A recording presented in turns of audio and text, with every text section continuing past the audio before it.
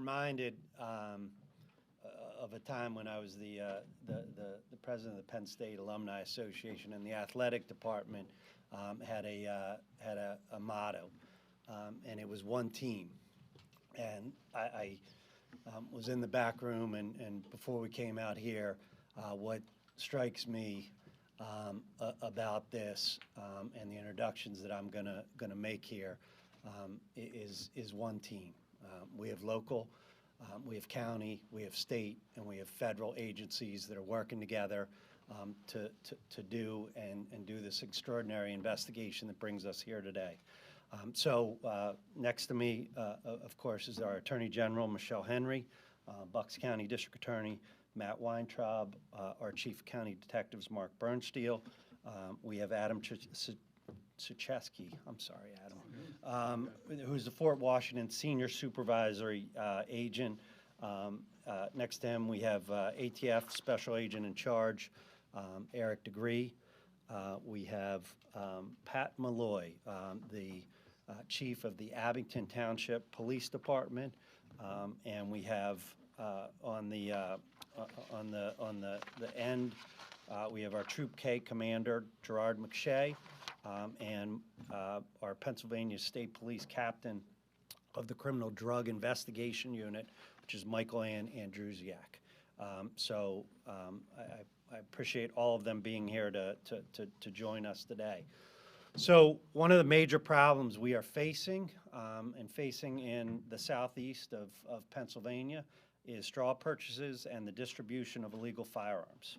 I've stood before you a number of times, flanked by our law enforcement partners, to talk about the arrests of gun trafficking organizations that are obtaining significant numbers of guns in a short amount of time through straw purchases and then reselling them to juveniles who are unable to legally buy guns, or felons that are unable to obtain guns, and then use them in the commissions of other crimes.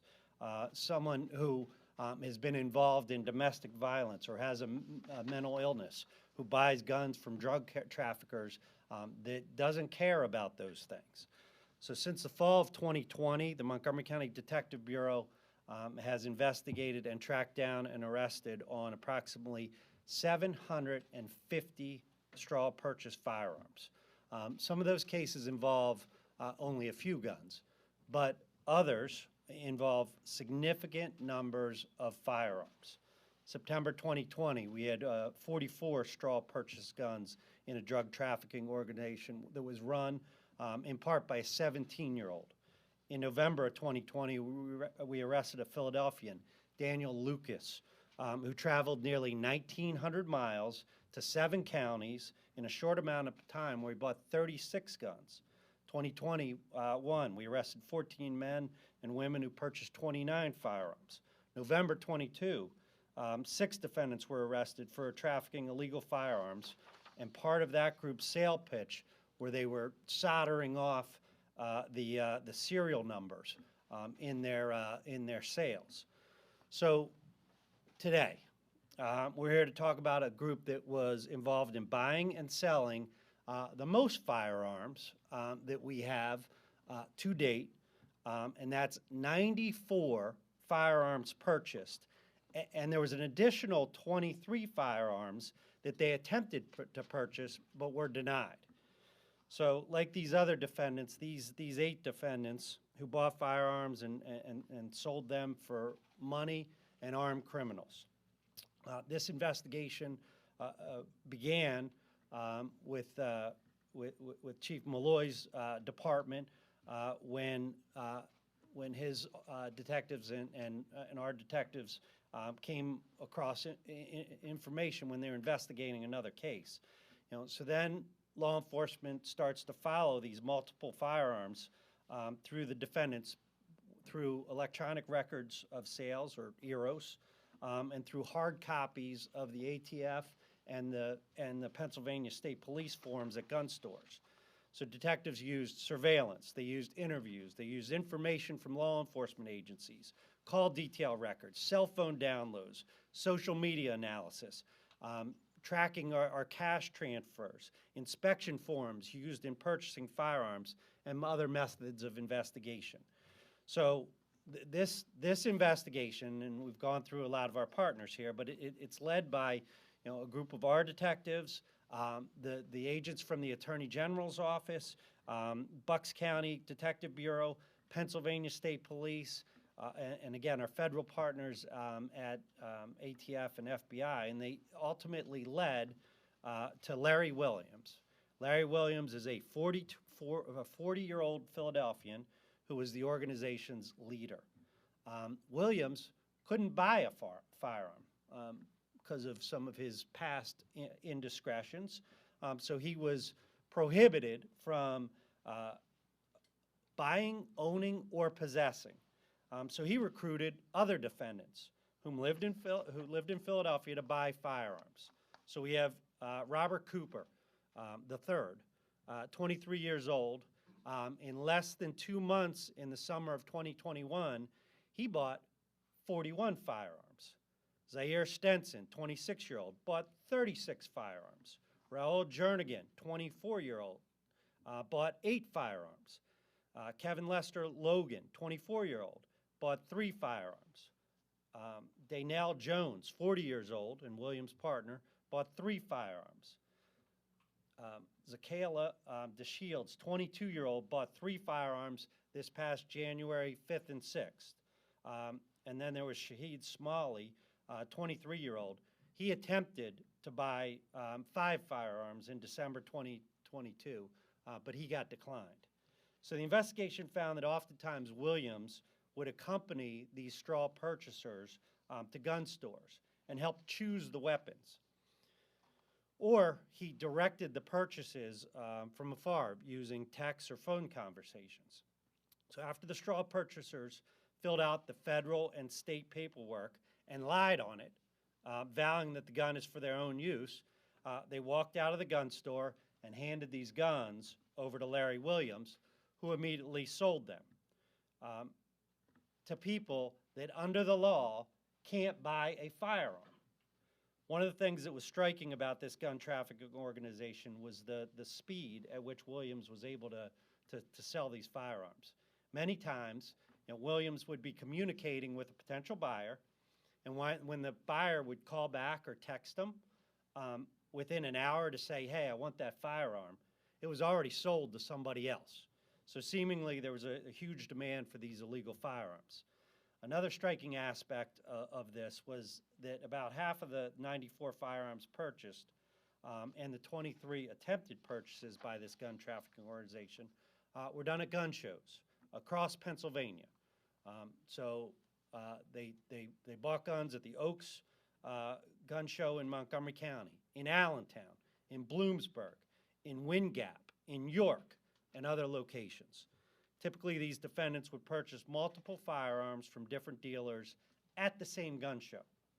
At one gun show, defendant Cooper purchased 13 guns over 2 days from 7 different federally licensed firearm dealers. Surveillance and phone records show that Williams was also in attendance at the gun show, directing these firearm buys and providing a ride for the straw purchaser. So of the 94 firearms purchased, we've only recovered 29 to date. Okay, so that leaves 65 in the wind. We don't know where they are, and that's one of the dangers of straw purchasing. The evidence during this investigation showed that the firearms that were recovered by law enforcement were oftentimes recovered during the execution of search warrants or related to other criminal activity, during car stops or while being used in violent crime. So I'm going to go through a few of those to give you some of the background. The most recent recovery of a firearm was February 10th in Pittsburgh. That particular firearm was illegally purchased in March of 2021, which leads investigators to believe that that this gun was involved in illegal activity during this entire period of time. So from the purchase until the law enforcement seizure.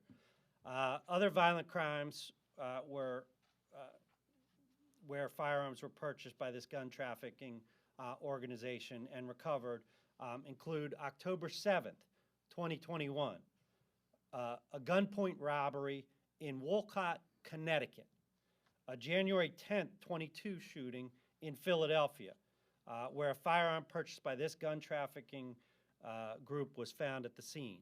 October 22nd, 2022, a shooting in Philadelphia where a fleeing suspect dropped the firearm in a trash bin, and others recovered during the arrest of defendants involved in drug trafficking. So I want to be very, very clear with this, and I hope it is exhibited by the local, county, state, and federal agencies that you see here with me, that we are taking this very, very seriously, and getting those other 65 guns back is a priority to us. I'm afraid and fear that they are going to be involved in other crimes, and these defendants will face that at a time of sentencing, because we will talk to the judges about the ramifications of what they have done to put all of these guns out on the street and the things that they are involved with. So I am going to turn it over to my friend Michelle. Well, thank you, Kevin. Let me begin by thanking District Attorney Kevin Steele and the Montgomery County District Attorney's Office for their hard work and dedication in this case, as well as Bucks County District Attorney Matt Weintraub and the Bucks County District Attorney's Office, as well as all the other individuals that DA Steele named. As he said, this doesn't get done alone. And this gun trafficking organization was significant and it was dangerous. And the reality is it takes this kind of collaboration to make a difference. So I want to thank all those agencies that participated in that. Specifically, I would like to thank the individuals from the Office of Attorney General Gun Violence Task Force, prosecutors Brendan O'Malley and Tracy Gatos, Agent Mark Bates, for their hard work and dedication to this case. There is no single agency or office that usually can take on these kind of cases. As I said, it takes a collaboration, because if this case doesn't say it, I don't know what case does, but guns have no borders. And you look at this case, and the reality is that these firearms that were purchased in Pennsylvania showed up in as far west as Pittsburgh, beyond our state borders of New York and Connecticut. And these straw purchasers who went out and bought these guns with the intent to give it to individuals who were not permitted to own these guns by law. And then they were used in crimes. And we haven't recovered all these guns, but like DA Steele said, we're going to do everything we can to find them. Because certainly, if what happened to the other guns teaches us anything, it is that these guns will be used to commit crimes. And so that's very important. When you think about this case, under 10 individuals utilizing technology like cell phones and money transferring apps were able to purchase and illegally sell close to 100 guns. And guns far too often end up in the hands of dangerous individuals whose only intent is to commit violent crimes. And we see this in this case.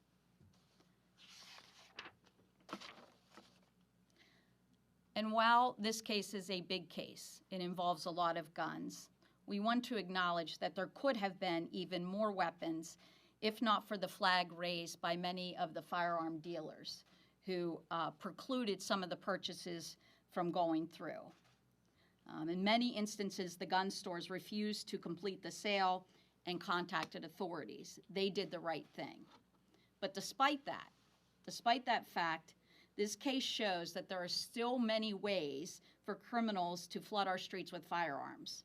And our office remains committed, along with the other offices, to working hard to keep communities safe. And we've come up with some initiatives that we've had for the past 6 years.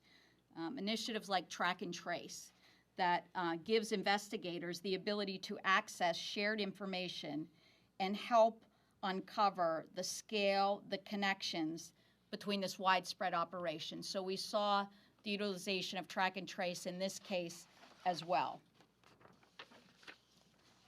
In this case, several gun shops and vendors where the straw purchasers bought these firearms used e-record of sales, which enabled our law enforcement officers to track the crime guns and straw purchasers in real time. And that's critically important. Since the launch of the Office of Attorney General's Track and Trace initiative in 2019, the number of gun shops and vendors utilizing e-record sales has increased from 130 to 330 and counting. We remain committed to work with our colleagues and to continue to fight this gun violence. And I am grateful for the cooperation of all the law enforcement partners here today. Thank you. All right, thanks, Michelle. We all stand together to talk about this significant gun trafficking organization, and that's because of this extraordinary cooperation of all these law enforcement agencies. So at this point, I introduced him earlier, but I want to turn the podium over to my friend Matt Weintraub, the Bucks County District Attorney. Thank you, Kevin. Sorry. Okay, I'll take it out here.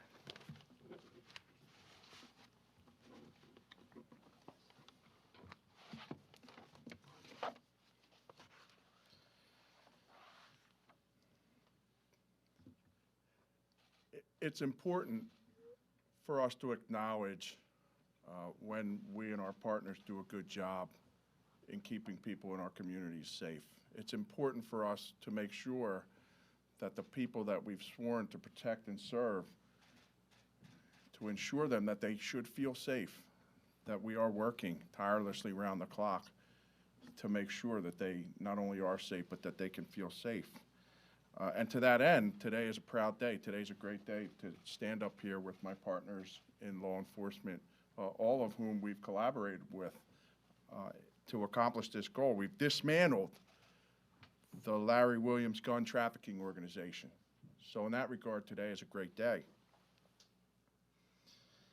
But I think about the numbers, and some of this is just going to be reactionary. The numbers are upside down. The numbers don't work at present. We are collaborating, we are putting together some incredibly impressive resources. We're dedicating a lot of manpower to tracking and tracing these guns.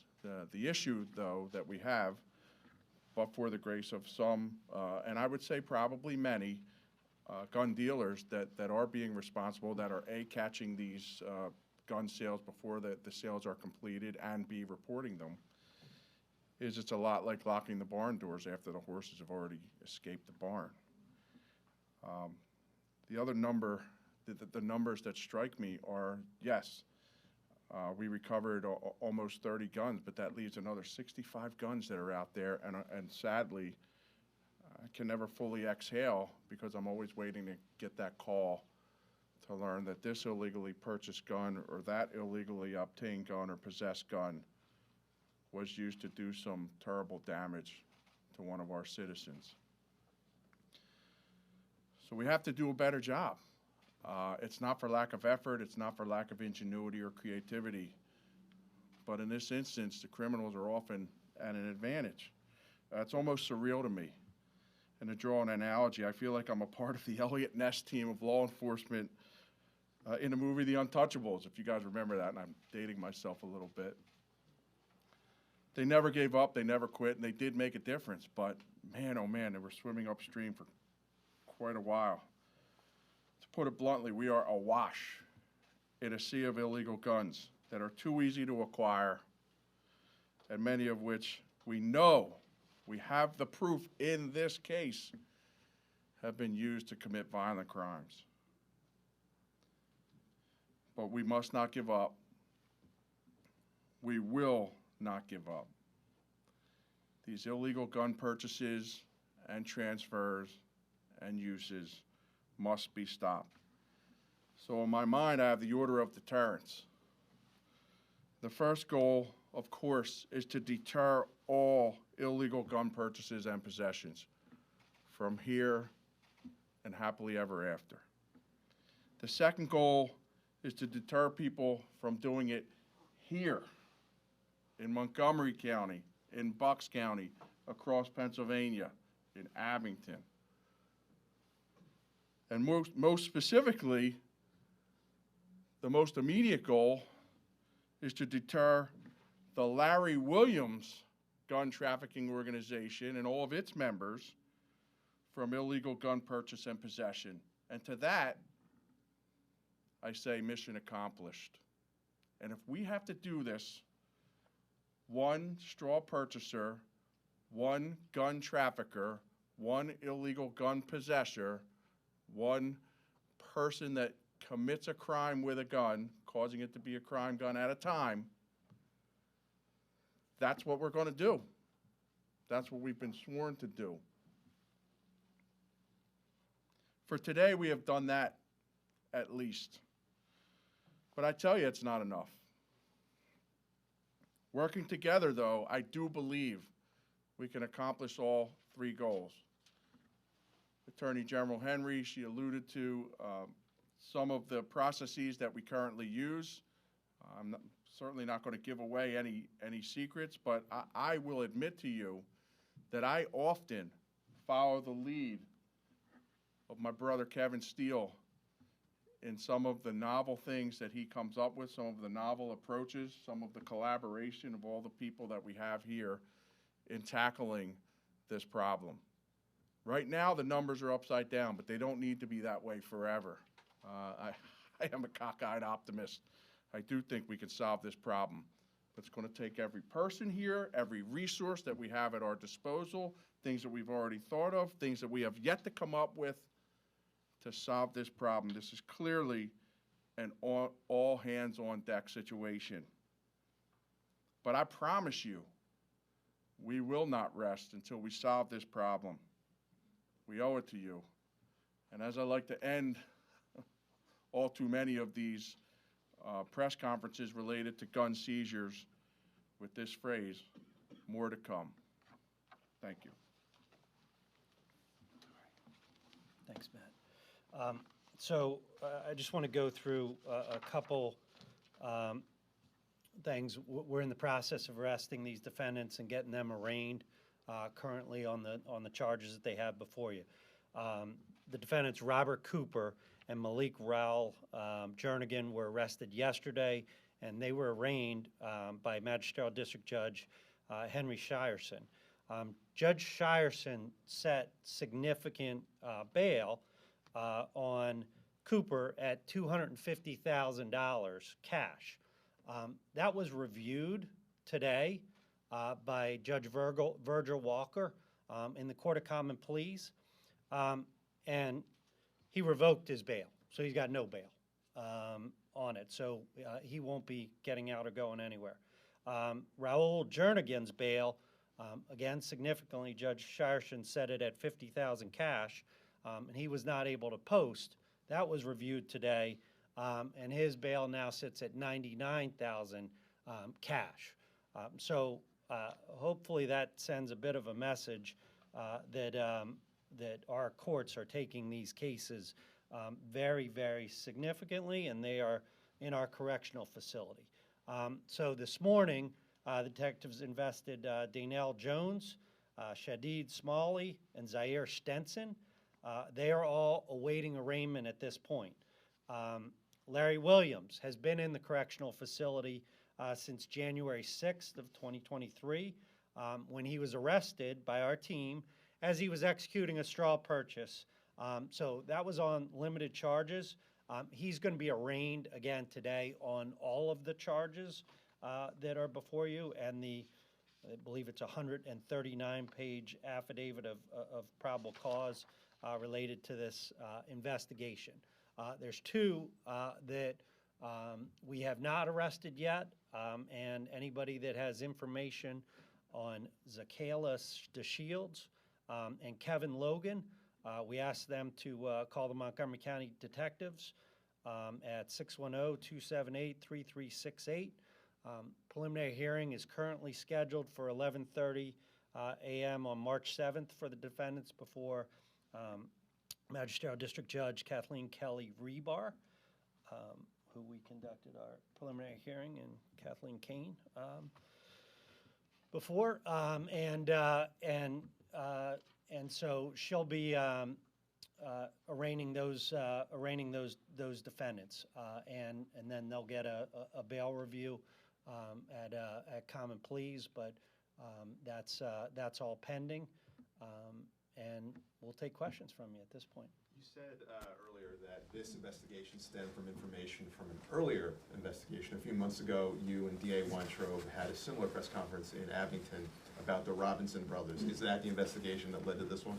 I'm not going to get into all of the details because it may reveal where we got some of the information from, and I got to keep that confidential. But you know, look, I bring that up because all of our detectives are working really closely together, and when they identify this type of information, we're on it, and it went into Bucks County, and we started this investigation. And again, it's a team approach. Pennsylvania State Police jumped right in, and ATF and all our partners. So that's how this goes. I feel like we ask this question every time we have one of these press conferences, but I'll ask it again. Legislatively, policy, is it working? What needs to change? Yeah, look, I can't control the legislature on what they do. We can make suggestions to them, and we'll continue to do that. I know with the Attorney General's office and our legislative team with the Pennsylvania District Attorneys Association, but we have significant laws, and when you use those laws, you see what can happen in this. I hope everybody is familiar with the straw purchasing law that we operate under. It comes from here. It's the Brad Fox law, where the second one of these guns that you buy, on it, that's getting you a 5-year mandatory, right? So number 2 buys you a 5-year mandatory, and then it's mandatories on top of that. And if you look back at some of the cases that we've outlined, these defendants are getting significant time, 20, 25 years. So, that's the laws that we have to operate under, and and look, we can complain about not having certain laws, and we're seeing really dangerous things that are out there, but we have the ability to do this work, and we're doing it, and this team is doing it. So, crying over spilt milk, let's do what we can with what we have. That's our job. What percentage of the people who are arrested for illegally possessing a firearm get it plea bargained away and that charge gets dropped? Do you know? Yeah, I couldn't give you those numbers because we'd have to go through all those investigations. But look, I mentioned earlier we've investigated 750 straw purchasers and straw purchases that were made. Many of those cases have gone to trial, and those are significant sentences. If you want to sit with me later, we can pull some of those cases up and do it. But these charges aren't going away on people. These are things that we take very seriously. Look, Brad Fox, was a police officer here, and he was killed by a man who was using a straw purchaser, and he told that straw purchaser that he would kill a cop if he got stopped, and he did it. And, you know, I think our community understands the significance of that. And I think our judges certainly understand the significance of it because, you know, that's what we're seeing in the sentences that we're getting here. Kevin, Yes. you talked about a lot of the gun dealers, the gun shop owners have been cooperative and notifying you guys when multiple guns are being purchased. But how troublesome are the gun shows? And how can you regulate what goes on at these gun shows? How can somebody walk into a gun show and buy all these weapons on one particular day or 2 particular days? And are they the most troublesome part of this whole straw purchase, these organizations? Well, look, and I know the affidavit of probable cause is really lengthy, you know, because it goes through all of these different investigations. But one of the things that you'll see in that affidavit is at the gun show in December, these fellows were not there alone. We were there. And we were following them, and we are watching them. So, you know, again, you know, there have been some issues at the gun shows. 13 guns in 2 days, you know, by you know that the one individual, I believe it was Cooper. But you know, we're onto it, and we're looking at them, and we're there, and we're viewing it. And so, you know, I'm also aware of, you know, outside the state, certain agencies coming in, and you know, looking at people that are driving away. So, like, we're onto this, and we're going to keep investigating. So, you know, anybody that's thinking about this or going down this track and thinks, oh, hey, we could just walk into a gun show and, you know, nobody's going to catch us, you know, talk to these defendants. Go visit them in the Montgomery County Correctional Facility. Kevin, you said that some of the gun stores were cooperative and raised the flag and said that this seems suspicious. Would it be safe to say that those notifications to law enforcement occurred while you were already on the investigation into these guys, or sort of happened? Yeah, I can't give you the specific timeline, you know, on it because, you know, this was a investigation that we worked for some time. But you know, look, you know, we're hopefully educating people that may go down this track and do this straw purchasing on the mandatories and other things that they face. But we're also trying to educate and work with the gun dealers where they're seeing these type of issues. And look, a lot of them are very cooperative with us. And 23 times, you know, I think this organization was involved in trying to get guns and were stopped during that. So, you know, so that's significant. I'm welcome to open up questions. So obviously in Pennsylvania, there's no law saying you can only buy so many guns even if you're buying them legally within a certain amount of time, I'm guessing. Yeah, but it's also an indicator for us, and we're looking at that. So, you know, in a case where somebody buys 13 guns in 2 days, well, I'd say that was a red flag. And you know, when you buy the same gun, you know, a couple different times, well, that's a red flag on these things. Deanna. You know, you talked about the track and trace program, and that seems like something that's internal for law enforcement. The state has, which we've seen with the narcotics problem, a registry that shows when pharmacies are doling out hundreds and thousands of pills. Do we need something like that in Pennsylvania where it's almost a mandatory that the dealers and the stores put that out there so you can see it faster?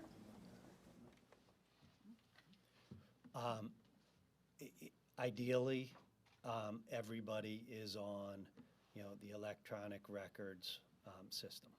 Not all places are. You know, we would continue to encourage everybody to do that. So it's a voluntary? It is. It is. And, you know, we hope that everybody will participate in it soon. You know, Jim asked about, you know, legislatively.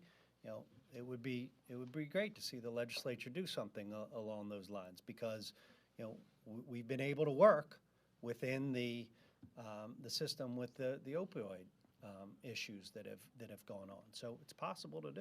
On that note then, if you're encouraging people to do it, if you're a reputable dealer and you have nothing to hide and you're not knowingly participating in this, because one would think if someone's walking in and they're buying 24 guns in 24 hours, you said it, red flag. So shouldn't they, if they want to prove how reputable they are, join Yeah. these So, voluntary registries?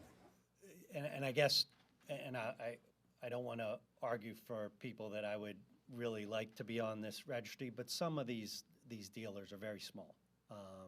Some of them are operating out of their houses. You know, some of them, you know, are really small operations along those lines, and so, you know, that's been some of the pushback that they don't have the resources to do it. Maybe they shouldn't be selling guns at that point, but you know, I'll leave that to higher forces. You know, we're the law enforcement team. You know, this is we work with what we have, so and we'll continue to do that. Recently, the federal government seems to be stepping in and taking over more and more gun cases. Why is that? Is it just overwhelming numbers? You guys can't handle, or? I think we're handling a lot. We've had 750 investigations along those lines, so I'm not sure where you're referring to on that. You know, hopefully that's across the country that's going on and doing that. Philadelphia, I think. Oh, okay, well, welcome to Montgomery County. Speaking of Philadelphia, we hear the mayor a lot of times say that really the reason that you have so much gun crime in Philadelphia is because it's too easy to get a gun, and he lays it on the legislature. It sounds like he's speaking of people who are legally buying guns, but here, this is one guy with his own little one-man operation doling them out to any criminal. So when you hear that argument over and over about gun crimes, and it's one party in the state, what do any of you have to say about that? Yeah, well, look, you know, we have legislation to be able to do these investigations and work with it. And, you know, sadly, you know, we talked about it in some of these cases. The guns are turning up in, you know, violent crimes, and that's in Philadelphia, that's in other places. You know, armed robbery in Connecticut, you know, on this. So, you know, we gotta continue to work these cases, and I hope you see it. You know, we're all working together, you know, and especially the collar counties to Philadelphia. You know, we've been really active as a team to do this, and we'll continue to do that. So stay tuned, because you're gonna hear more about that teamwork going forward.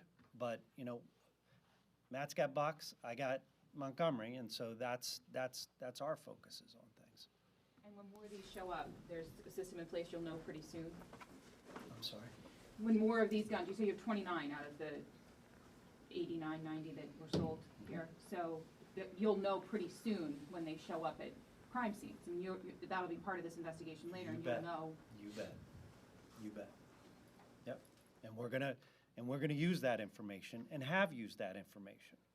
You know, when we find guns, and we find guns with, you know, a switch on it, you know, we go and we shoot it, and that's shown to a judge at a sentencing. When, you know, one of these guns that's involved in a straw purchase is used in a homicide, well, we're telling the judge about that, and that's going to be considered in sentencing. So, you know, anybody that's putting these guns out there, you know, should fear what's going to happen in them, or happen with them. You know, because if they're a mechanism of death, you know, it's on the straw purchaser too. Out of curiosity, if a gun ends up in another state, is there any federal charge or any additional charge that goes along with that? Yeah, it's potentially a federal crime. You know, it's crossing lines, and we're working with our federal partners. You know, I cannot say enough about ATF and the work that they have done, you know, with us, with some of the technology on it, and the partnerships with it. You know, Eric has been, you know, an incredible partner. The FBI and our task force that is working, you know, different violent crime, like incredible partners on things. And look, you know, the comment was made about federal crimes. sometimes, under the state crimes, and sometimes when you look at the Brad Fox law, people are facing more time in a state court than they are in a federal court. Now, that's not always the case, depending upon people's backgrounds, and, we'll take some cases federally, and we have people cross-sworn, and, Bucks does, and, the AG's offices, everybody's working in that. Okay. Thanks, everybody.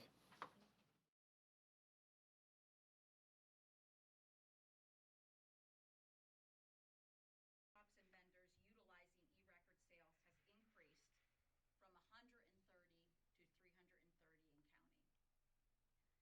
to 330 in county. I'm not getting in your picture. What is the blue gun? Do you know? Yeah, I do.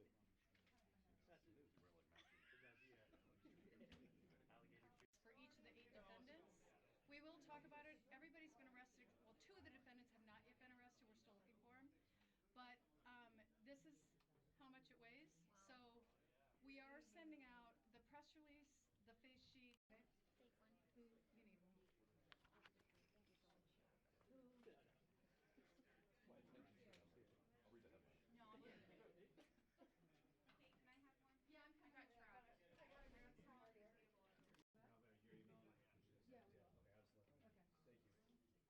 Anyone else need pad?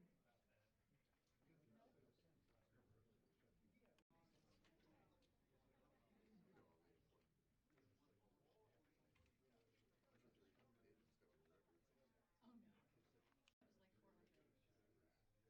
But this is up there. I'm sorry? I think so.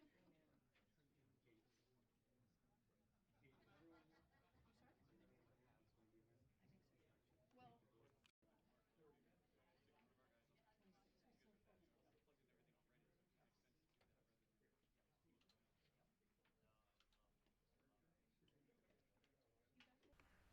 And you look at this case, and the reality is that these firearms that were purchased in Pennsylvania showed up in as far west as Pittsburgh, beyond our state borders of New York and Connecticut. And these straw purchasers who went out to individuals who were not permitted to own these guns by law. And then they were used in crimes. And we haven't recovered all these guns, but close to 100 guns. And guns far too often end up in the hands of dangerous individuals whose only intent is to commit violent crimes. And we see this in this case.